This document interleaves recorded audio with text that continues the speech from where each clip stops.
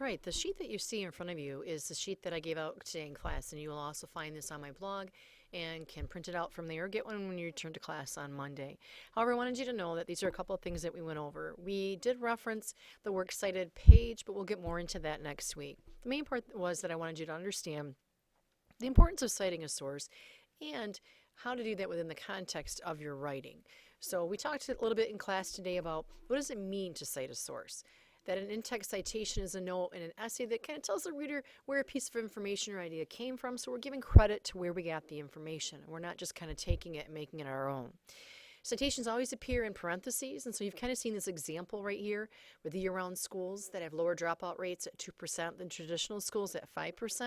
And you can see here this is where it came from, it's within the parentheses, and your period is at the end of it. Kind of like what you saw in my essay if you've watched that clip as well. And then at the end of the essay, that's when we're going to do that Works Cited page. It is important to collect all the information that you're going to use on your Works Cited page, even if you're not formally creating that page yet.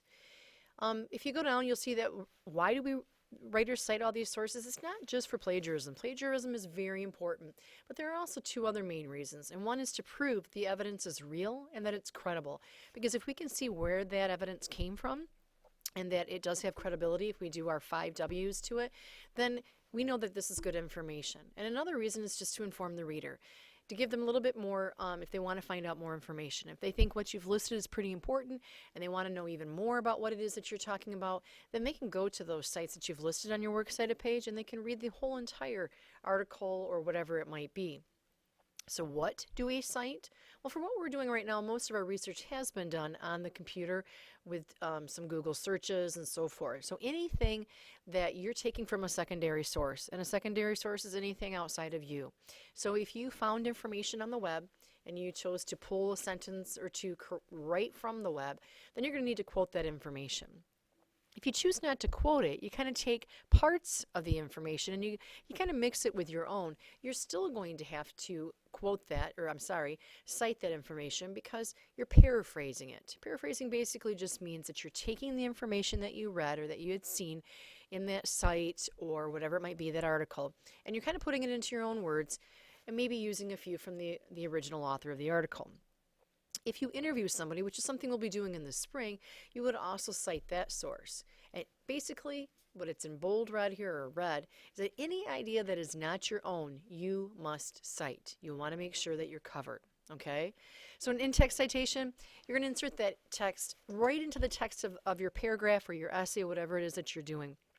You're going to want to give reference to where it comes from and kind of a little transition into, you're not going to just plunk the quoted text into your writing because it won't make any sense. You put a little bit of information of where it came from, and then you're going to put your quoted information or paraphrased information in there, and then of course you're going to have some sentences that describe it, your sentences on the information.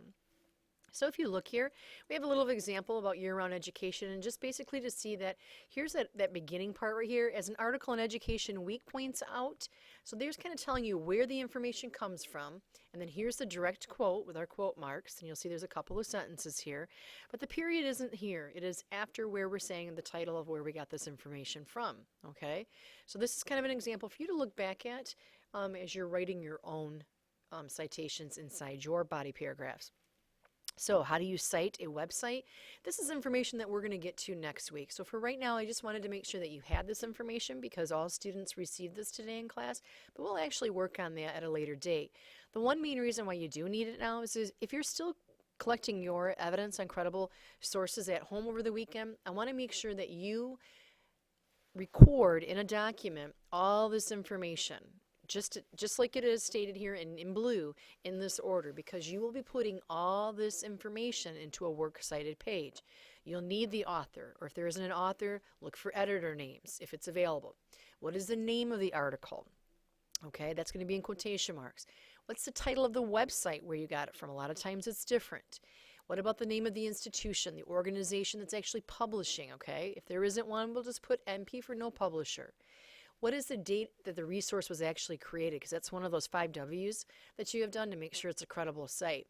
If there isn't a date listed, then you're going to put ND for no date. What type of resource is it? Is it an article, a survey? You know, what is it that you actually looked at and read and pulled this information from?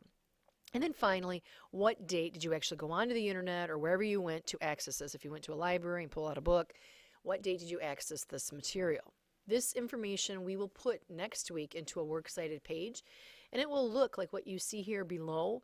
But at this point, I just wanted to make sure that you were aware of how to do that in-text citation that you see right here, because it's important for when you're writing your paragraph over the weekend in rough draft format.